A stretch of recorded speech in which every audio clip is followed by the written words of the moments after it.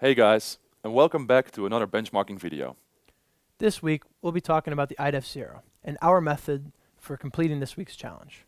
My topic was again Peerby, the neighborhood lending app. I decided in order to keep it simple to just look from the perspective of the lendee, or the person who wants to borrow something.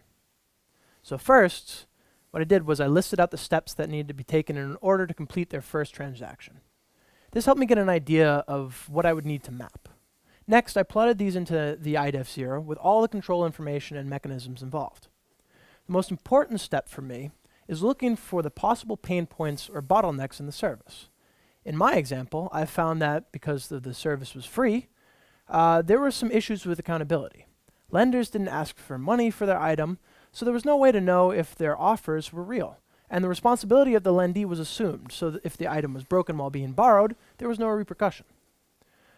Looking at these pain points, you can also start mapping possible solutions. In my example, a simple feedback system helps bring accountability to both parties, and pictures of the item to be borrowed helps eliminate potential fraudulent offers. For my case, I looked at the same air cargo project, where they try to get 100% tracking and tracing. There are 8 steps in this process that needed to be analyzed. These steps are offer to the shipper, administration and registration, organized in the warehouse, the under the wing processes, flight, arrival, organized in warehouse again, and the last step, distribution. We analyzed the steps, and the beauty of this model is that it allows us to spot design opportunities at each step or give us an overview of where any bottlenecks might occur within the process. In this case, some form of registration or checking of the cargo was reoccurring action that had to be taken to keep track of the cargo. Data had to be uploaded in a system by hand, costing much time, and it does not allow for immediate feedback. So, the result of the analysis was to upgrade and update the existing soft and hardware used in the process and have a central control unit tracking and tracing all the cargo. This naturally is a very big and slow changing process that requires all stakeholders to concur with the decision to streamline this delivery process.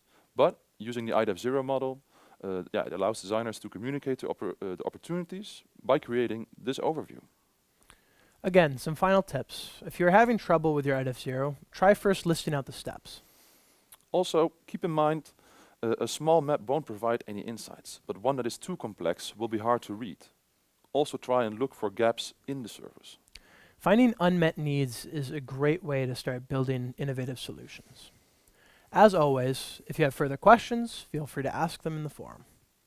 See you guys next week.